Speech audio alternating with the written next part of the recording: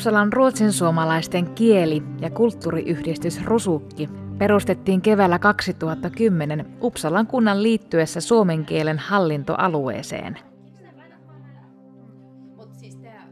Rusukin keskeinen tehtävä on edustaa Uppsalan ruotsinsuomalaista väestöä virallisissa neuvonpidoissa sekä edistää eri tavoin suomen kieltä ja kulttuuria Uplanissa. Rusukki järjestää Uppsalassa erilaisia suomenkielisiä kulttuuritapahtumia ja avointa toimintaa kaiken ikäisille. Pääosa toiminnasta tapahtuu Rusukin tiloissa Fyrisgårdenilla. Pienen pieni veturi aamulla kerran hieroi hyvin savuisia silmiään. Rusukin avoimen suomenkielisen esikoulun toiminnassa on mukana iloinen ja aktiivinen joukko äitejä, isiä ja lapsia vauvoista 6-vuotiaisiin.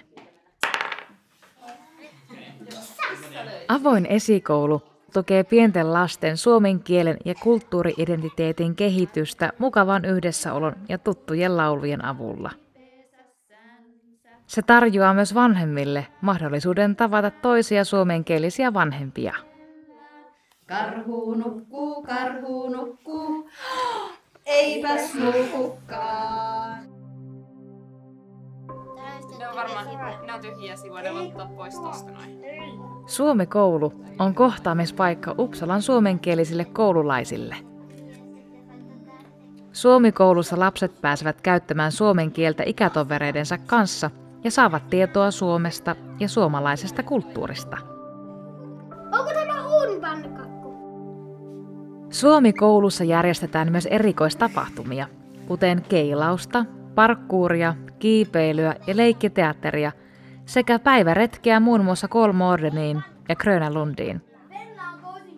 Kesäisin on tarjolla erityinen päiväleiri. Sinä otit sen! Draamaa ja kädentaitoa yhdistävällä leikkiteatterikurssilla seikkaillaan, rakennetaan ja suunnitellaan ihan oikea osallistujien toiverooleihin perustuva teatteriesitys. Ohjaajina toimivat Turun taideakatemiasta valmistuneet teatteri-ilmaisun ohjaajat. Kurssin päätteeksi vanhemmat pääsevät katsomaan valmista esitystä. Tässä vielä karkkia yleisölle!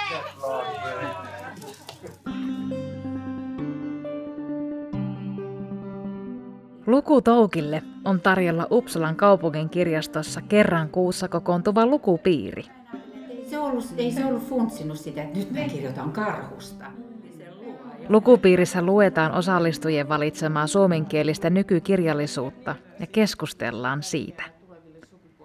Keskustelu on vapaamuotoista ja rönsyilee usein kirjan herättämistä tunteista omiin elämän kokemuksiin. Lukupiiri on avoin kaiken ikäisille suomenkielisestä nykykirjallisuudesta kiinnostuneille. Jos mielihala jää kirjoittamaan, Rusukki järjestää myös luovan kirjoittamisen kursseja.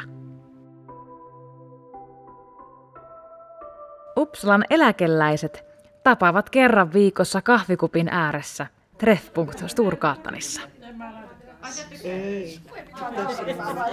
Tarjolla on mukavaa yhdessäoloa ja juttu seuraa.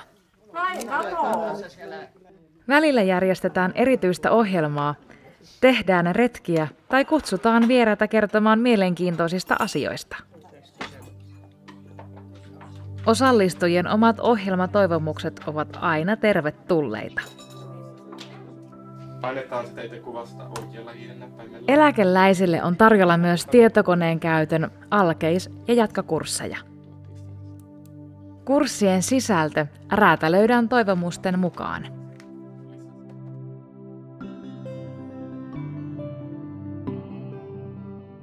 Vähemmistölaki edellyttää, että kunta järjestää suomenkielisen väestön kanssa neuvonpitoja. Rusukki ja Uppsalan suomenkielinen seurakuntaryhmä ovat suomenkielisten pääedustajat Uppsalan kunnan kanssa käytävissä neuvotteluissa. Neuvotteluissa keskustellaan suomenkielisten oikeuksien toteutumisesta kunnassa. Tärkeitä aiheita ovat muun muassa suomenkielinen esikoulutoiminta ja vanhusten palvelut sekä koulujen suomen kielen opetus. Terve! Juusto! Rusukki tarjoaa kohtaamispaikan kaikille suomen kielestä ja suomenkielisestä kulttuurista kiinnostuneille uppsalalaisille.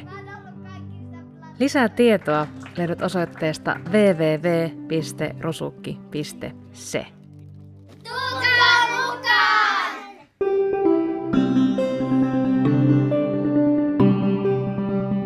Voit myös seurata toimintaamme blogista rusukki.blogspot.com ja Facebookista.